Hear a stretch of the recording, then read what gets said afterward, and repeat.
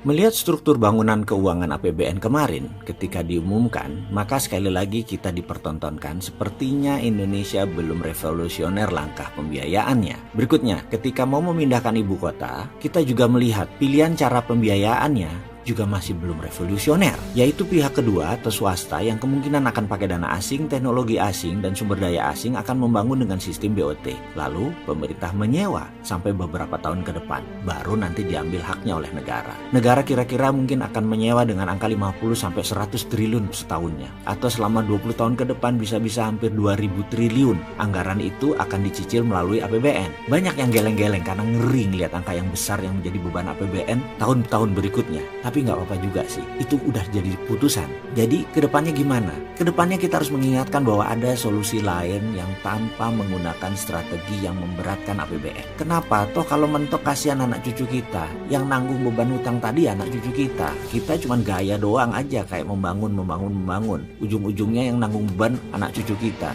Tapi tenang, kita tetap bantu. Kita bantunya bagaimana? Walaupun sudah berkali-kali diungkapkan dengan berbagai cara, tetap aja solusi kita bukan menjadi solusi pilihan. Tapi nggak apa, namanya juga cinta tanah air. Tetap kita memberikan solusi. Kita lihat sejarah sebentar. Di tahun 1964, mata dunia terbelalak sewaktu Tokyo menyelenggarakan Olimpiade. Bisa dikatakan semua sarana modern terbaik di zaman yang ada di Tokyo, ada di Jepang untuk Olimpiade tersebut. Apa yang membuat banyak negara dan banyak orang terkejut? Karena Jepang itu rata tanah kalah Perang Dunia Kedua.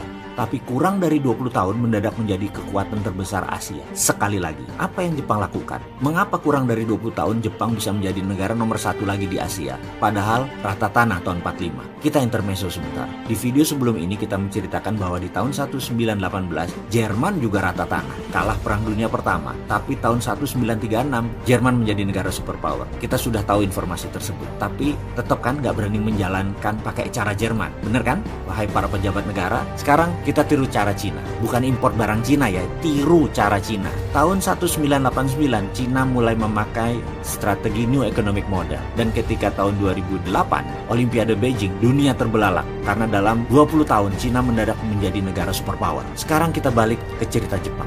Tahun 45 rata tanah, tahun 64 Toto menjadi kekuatan ekonomi, dan puncaknya 30 tahun setelah itu, Jepang tak tertahankan hingga tahun 90-an. Yang kita tahu saat ini adalah Cina yang mulai mengepakkan sayapnya, menyusul Jepang. Tapi sekali lagi, apa yang mereka pakai? Rumusnya udah dikasih tahu sebelumnya. Tapi kita balik tanya lagi, Jerman pakai apa? Cina pakai apa? Jepang pakai apa? Saya ingatkan sekali lagi, mereka bukan pakai cara yang IMF sarankan.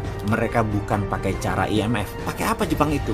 Mereka pakai infrastruktur dinamis yang namanya Shinkansen. Seperti halnya Amerika membangun industri infrastruktur dinamis yang namanya mobil. Sejak awal abad ke-20, di sekitar tahun 1910-an di masa keemasannya mobil baru diciptakan, yaitu zamannya Ford dan General Motor memenuhi jalanan. Jalanan saat itu masih terbuat tanah dan kerikil. Infrastruktur dinamis Amerika namanya mobil. Bahkan lampu lalu lintas, marka jalan itu belum tercipta. Kemudian di tahun 1950, setelah Perang Dunia Kedua, out of thin air, Amerika mencetak $100 billion di bawah FDR, Franklin Delano Roosevelt, untuk membangun infrastruktur statis yang namanya highway dan rel kereta api untuk membangkitkan ekonomi, karena sudah ada infrastruktur dinamisnya. Jadi membangun itu adalah infrastruktur dinamis dulu, baru infrastruktur statis atau berbarengan. Kembali ke Jepang. Yang Jepang lakukan setelah Perang Dunia Kedua adalah membangun jaringan rel kereta api di seluruh Jepang berbarengan dengan industri kereta api. Kita semua tahu berapa panjang rel kereta api di Jepang itu. Panjangnya adalah 2 kali panjang rel kereta api di seluruh Amerika, atau panjangnya rel kereta api Jepang adalah 10 kali panjangnya rel kereta api di seluruh Prancis. Semua infrastruktur dinamis dan statis Jepang tadi 100% adalah produk buatan anak negeri Jepang. Mesinnya, teknologinya, bahan bakunya, lalu uangnya cetak dari thin air. Jepang bukan bangun rel kereta api yang isinya barang impor, bukan membangun jalan tol yang mobilnya impor. Demikian juga Amerika, demikian juga Cina. Mereka membangun infrastruktur tersebut, isinya adalah barang lokal mereka, create produk lokal mereka. Kalau kita membangun infrastruktur statis tapi isinya barang impor, artinya kita membangun infrastruktur negara orang. Jangan gitulah ya. Jadi Indonesia tuh niru yang mana? Fisiknya benar membangun, tetapi social cost accountingnya nggak dihitung. Jadi isinya infrastruktur statisnya ya infrastruktur dinamis milik negara orang lain. Bensinnya impor, mobilnya impor, ngangkuti barang impor. Lah ini namanya membangun infrastruktur GBHN negara lain. Ya nggak gitulah, kita kembali ke laptop. Ke depan, untuk Indonesia, ada baiknya gunakan apa yang Jepang pakai, Cina pakai, Jerman pakai, Amerika pakai. Print money based on infrastruktur dinamis. Dan proyek tersebut harus 12 lapis.